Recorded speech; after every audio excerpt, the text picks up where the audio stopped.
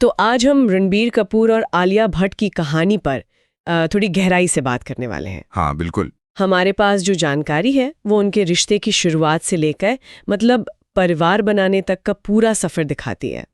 और इसमें काफी दिलचस्प मोड़ है। सोचिए, उनकी पहली मुलाकात तब हुई थी जब आलिया सिर्फ 9 साल की थी। 9 साल? हाँ, और रणबीर उस वक्त 20 के थे। हाँ, 20 के।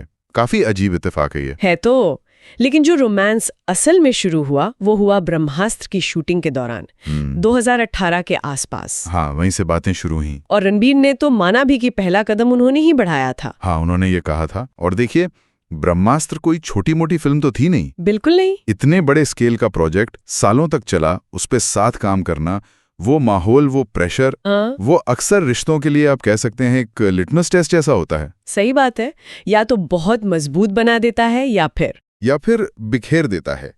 इनके मामले में लगता है इसने एक मजबूत नींव रखी। हाँ, लगता तो यही है। और फिर अप्रैल 2022 में एकदम अचानक तो नहीं पर काफी निजी तरीके से शादी कर ली। हाँ, वो भी मुंबई में उनके घर, वास्तु की बालकनी पर। हाँ, वास्तु में, कोई बड़ा तामझाम नहीं।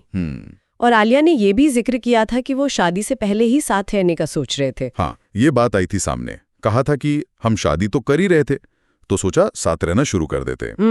तो ये जो प्राइवेसी है शादी को लेकर, ये क्या दिखाता है? मतलब आज पर तो सब कुछ इतना पब्लिक होता है। देखिए, ये शायद उनके रिश्ते की सहजता दिखाता है, या फिर हो सकता है कि इतनी पब्लिक नजर में रहने के बाद वो अपने सबसे निजी पल को बस अपना रखना चाहते थे। हाँ, ये भी हो सकता है। एक तरह से अपनी कहानी पर अपना कंट्रोल बनाए रखना। बिल्कुल।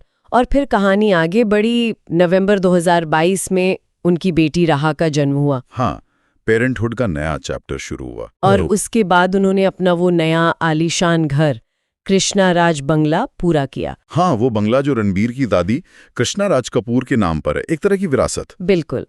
और उसकी कीमत मतलब खबरों के मुताबिक करीब 250 करोड़ रुपए बताई जा रही है। 250 करोड़? हाँ, और सबसे दिलचस्प बात यह है कि उन्होंने ये घर अपनी बेटी राहा को समर्पित किया है। ये सिर्फ एक महंगा घर होने से कहीं ज्यादा है ना। हाँ, वही तो। बेटी के नाम पर समर्पित करना, वो भी एक ऐसी प्रॉपर्टी जो परिवार की विरासत से जुड़ी है। ये एक तरह का स्टेटमेंट है, शायद भविष्य के लिए एक मजबूत नींव रखने का, एक लेगेसी बनाने का इरादा दिखाता है। सही कह रहे हैं, एक परिवार के तौर पर अपनी जड़ें मजबूत करना शायद। हाँ, बिल्कुल। और उनकी आपसी रिश्ते की बात करें तो रणबीर ने आलिया को अपनी सबसे अच्छी दोस्त कहा है।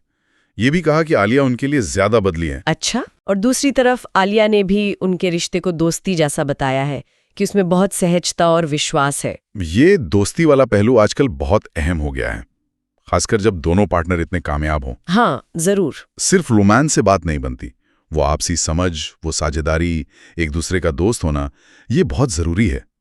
और ये कहना कि वो मेरे लिए बदली, ये भी एक बड़ी बात है मानना। हाँ, ये दिखाता है कि वो एक दूसरे के असर को पहचानते हैं। बिल्कुल, ये गहरी साझेदारी की निशानी है। और वो एक दूसरे के काम को भी बहुत सराहते हैं, सपोर्ट करते हैं पब्लिकली, जैसे वो रॉकी और रानी की प्रेम कहानी की स्क्रीनिंग पे। हाँ, वो मैचिंग टी शर्ट पहन कर आए थे। हाँ, टीम रॉकी और रानी, काफी क्यूट था वो।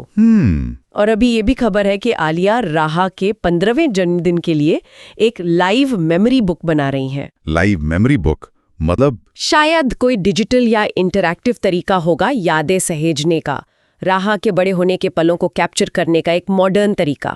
अच्छा, ये दिलचस्प है। मतलब एक तरफ पब्लिक में सपोर्ट दिखाना, दूसरी तरफ निजी तौर पर ऐसे इमोशनल प्रोजेक्ट्स करना। हाँ, ये दिखाता है कि वो अपनी पब्लिक इमेज और प्राइवेट लाइफ के बीच एक संतुलन बनाने की कोशिश कर रहे हैं। तो कुल मिला के देखें तो बचपन की एक अनजान सी मुलाकात से कहानी शुरू हुई। हाँ। फिर एक बड़ी फिल्म के सेट पर प्यार पनपा, एक बेहद निजी शादी हुई, फिर पेरेंट्स बने और अब एक शानदार घर बनाया है बेटे के नाम पर। ये पूरी कहानी एक गहरे बंधन और एक मजबूत पार्टनरशिप की तरफ इशारा करती है। बिल्कुल। और ये कहानी सिर्फ रणबीर आलिया की नहीं है, ये बॉलीवुड की चकाचौंध से परे हमें सोचने पर मजबूर करती है। किस बारे में? कि कैसे आज के जमाने में रिश्ते बनते हैं, खासकर जब आप हर वक्त लोगों की नजरों में हो। हाँ, ये तो है। कैसे आपका प्रोफेशनल सफर और आपकी निजी जिंदगी के पड़ाव जैसे शादी, बच्चे, घर, ये सब आपस में गुंथ जाते हैं और एक नई कहानी रचते हैं। और शायद सबसे बड़ा सवाल ये उठता है कि इतनी पब्लिक जांच पड़ताल के बीच कोई अपनी निजी कहानी को, अपने रिश्ते की सच्चाई को कैसे बचाए रख पाता है। हाँ, ये वाकई एक बड़ा सवाल है, इस पर सोचना तो बनता ही है।